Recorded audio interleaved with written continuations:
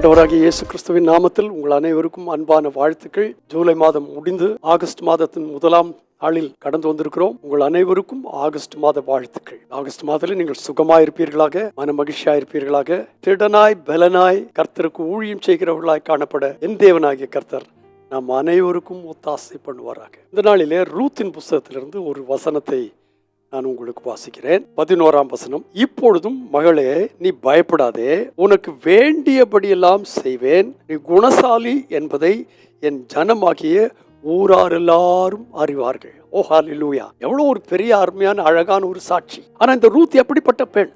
அடிமை தேசத்திலிருந்து ஒரு அடிமை பெண். நகோமி அவருடைய கணவன் அந்த ஊருக்கு சென்றார்கள். எருசலேமில் பஞ்சம் உண்டாயிருந்ததுனால பஞ்சத்திலிருந்து பாதுகாக்கப்பட அந்நிய தேசத்துக்கு போனார்கள்.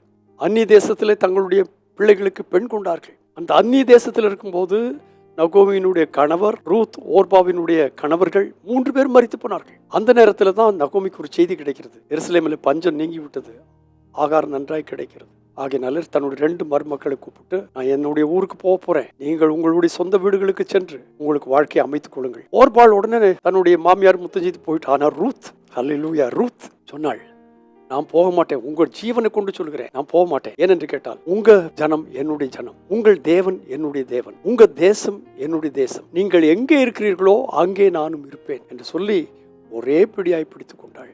வேற வழியின்றி ரூத்தை கூட்டி கொண்டு வந்தாள். இங்கே வந்தபோது பல காரியங்கள் நடந்தது. அவள் தோட்டத்திலே போய் வயலிலே விதை பொறுக்குகிறவளாய், தானியங்களை பொறுக்குகிறவளாய் காணப்பட்டாள். அந்த தோட்டத்துக்கு சொந்தக்காரனாகிய போவாஸ் ரூத்துக்கு உறவின் முறையானவன். அதன்படி ரூத்துக்கு சுதந்திர வழி. இப்படிப்பட்டதான சூழ்நிலையில் தான் ஒவ்வொரு காரியங்களும் ஒவ்வொன்றாய் நடந்து கொண்டிருந்தது. கடைசியில் ஒரு நாள் 10ஆம் வசனத்தில் சொல்லியிருக்கு, மகளினே, கர்த்தரால் ஆசீர்வதிக்கப்படுவாயாக, நீ தரித்திரரும் ஐஸ்வரியவான்களுமான வாலிபர்களின் பிறகே அடுத்தவங்களை நாடி நீ போல சுதந்திரவாளி தேடி வந்திருக்கிறாய். உன் முந்தின நற்குணத்தை பார்க்கிலும் உந்தின பிந்தின நற்குணம் உத்தமமாயிருக்கிறது. இந்த வார்த்தையை கேட்கிற அருமைய பிள்ளைகளே, உங்களுடைய குணம் எப்படி இருக்கிறது?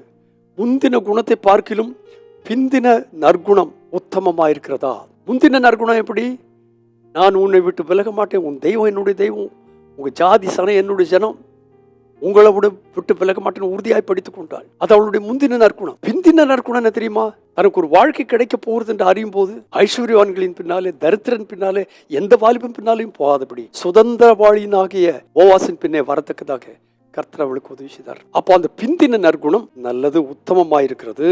ஆகினாலே முந்தின நற்குணத்தை காட்டிலும் பிந்தின நற்குணம் நல்லதாய் இருக்கிறதா, உத்தமமாய் இருக்கிறதாய் காணப்படுகிற ஒருவரை பார்த்து சுதந்திரவாளி சொல்கிறான், நீ பயப்படாதே, உனக்கு வேண்டியபடியெல்லாம் செய்வேன்.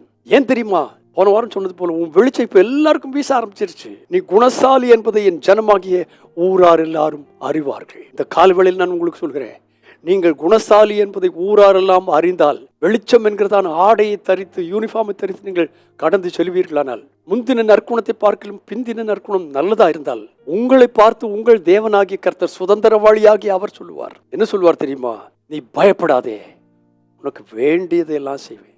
ஆகஸ்ட் மாதம் 1 தேதியில வாக்குத்தத்த பிரசங்கம் என்று கர்த்தர் ஒன்று தந்திருக்கிறார். ஆனால் இப்பொழுது சொல்லுகிறேன், உன் தேவனாகிய கர்த்தர் உனக்கு வேண்டியபடியெல்லாம் செய்வாராக. அது அவருடைய வாக்குத்தத்தம். வாக்குத்தத்தம் பண்ணினவர் உண்மை உள்ளவர். ஆனால் அதற்கு ஒரு கண்டிஷன் இருக்கிறது. முந்தின நற்குணத்தை பார்க்கலும் பிந்தின நற்குணம் உத்தமமாய் இருக்கிறது. இது குறித்து உங்களுக்கு சாட்சியாய் சொல்வார்களா எல்லாரும்? இந்த பிள்ளையுடைய நற்குணம், இந்த பையனுடைய நற்குணம், இந்த பெரியவர் இவர்களுடைய நற்குணம் முந்தின நற்குணத்தை காட்டிலும் பிந்தின நற்குணம் உத்தமமாய் இருக்கிறது. அப்படி இருக்குமானால் கர்த்தர் இன்றைக்கு உங்களை பார்த்து சொல்லுவார். என்ன சொல்லுவார்? மகனே, மகளே, நீ பயப்படாதே, உனக்கு வேண்டியபடியெல்லாம் நான் செய்வேன். பரிசுத்த பிதாவே, இயேசுவின் நாமத்தினாலே இன்றைக்கு தந்த இந்த வார்த்தைகளுக்காக நன்றி. இந்த வார்த்தைகளின்படியே கர்த்தாவே, முந்தின நற்குணத்தை பார்க்கிலும் பிந்தின நற்குணம் உத்தமமாய் இருக்கிறதுக்கதாக எங்களுக்கு உதவி செய்து, எங்களுக்கு வேண்டியதுபடியெல்லாம் நீர் செய்வேன் என்று தருகிற வாக்குத்தத்தின்படி ஒவ்வொருவருக்கும் நீர் செய்வீராக. இந்த மாதம் முழுவதிலும் தேவ பிரசன்னம் அவர்களை ஆட்கொள்வதாக இயேசு கிறிஸ்துவின் நாமத்தில் வேண்டுகிறேன். பரிசுத்த பிதாவே, ஆமென். இன்று காலை சபையில் 6 மணிக்கு ஆராதனை உண்டு. கடந்து வாருங்கள், கர்த்தருடைய வார்த்தையை கேளுங்கள், கர்த்தருடைய வார்த்தையின்படி வாழுங்கள். என் தேவனாகிய கர்த்தர் நீங்கள் வேண்டுகிறபடியெல்லாம் உங்களுக்கு செய்வாராக. God bless you abundantly again and again and again and again. Amen.